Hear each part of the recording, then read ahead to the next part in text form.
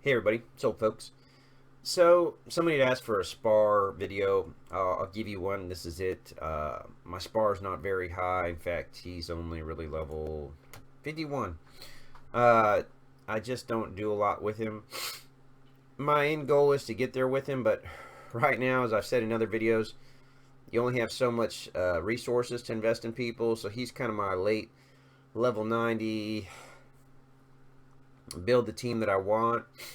He's considered a tank, but he's not very tanky per se. He does damage. We're going to look a little bit at his skills. I'll kind of talk about him a little bit. At level 87, with him, Gold Star, one of my guys sent me some information on him. Level 87 Gold Star, he's about 78,000 health. His damage is about 4,600. And, his armor, magic's kind of, about the usual stuff. And so, overall, it's not terrible, but it's nothing to write home about. I mean, he is what he is. So that's him. Before equipment and anything else, that's just kind of his base numbers. But then that's at Gold Start level 87. And one of the things we talk about with Spar is, let's think about his ultimate. You see this, usually if you do the Crystal Dungeon, he drops in and he whips around and hits everybody on your team. You're like, oh, it hurts so bad, and then there's a bleed effect that goes into it. Now, obviously, at level 12, it's not very damaging, but at later levels, it does get higher. The Spar Slams, this is kind of cool in the sense that it's always a critical, but again, it's still one of those things where you're like, oh, okay, so big deal, I'm critting. This Blood Axe thing kind of gets sometimes in trouble because it's a rectangular attack, and it'll hit midliners, it won't hit the backliners. And so it does sometimes help those midline guys like a Blaine on the other team get their ultimate faster because of the damage they're taking. So that's something you have to be careful about. But it does do damage also. So it's, I mean, when you compare it, it's kind of comparable to the rest of his skills. And then finally, Battle Rage. This is the thing where basically every third attack he enters into a rage mode. It increases his armor and it increases his attack speed, but it lowers his magic resistance. So it's great versus AD teams, not so good against magic teams. What I like about Spar really has nothing to do with Spar. It sounds terrible to say, but he is a lone dog hero. So what I like about Spar is really what comes into play with the team you can build around him. So basically, you throw a Spar out here, you throw a York for the buff. You can do West, who's gotten a lot better.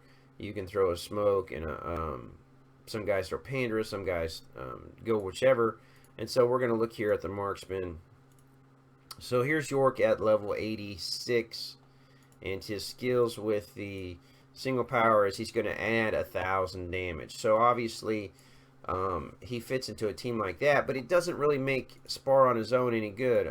Spar's not, he's not a single tank guy. He really is kind of like a Poulon in the sense, he'll melt really fast, especially against a magic team. So you kind of have to run him with the second tank. His item choices don't really suit him in great needs. You don't even get a regeneration cloak here, so you're not even going to benefit from a couple of healers. So he really is kind of that guy where you need to get him to his ultimate, but he can't tank it on his own, so he's got to be later level, so you got to partner him with somebody. So it really kind of, it depends on the build. I'm not a huge fan of him because here's what happens. He's what we call the free guy.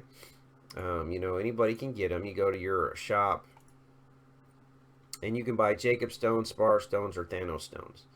And I'm going to be honest, I'm going to get a far better tank out of Jacob. And everybody's like, well, but everybody runs Jacob. There's a reason why everybody runs Jacob. Because he's amazing. And really great upon his awakening. Spar doesn't have an awakening. So you have really two choices. You can pursue the typical Jacob like most guys do. You can take the Spar and hope down the road that he's going to, turn into something better, that they're going to come back and give him some love. Or you can pick Thanos, which got an awakening, but I still get mixed reports on whether the guys like him or not. I haven't invested heavily in him.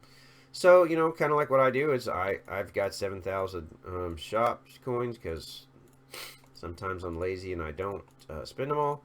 And so what I basically do here is I refresh and I buy both, you know, so I'm getting a little bit of each. So I can continue trying to get Jacob to Gold Star, and I can work on Spar also at the same time.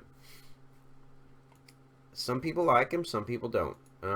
Some people hate him, a lot of people hate him. And other people, you know, they feel he's kind of okay.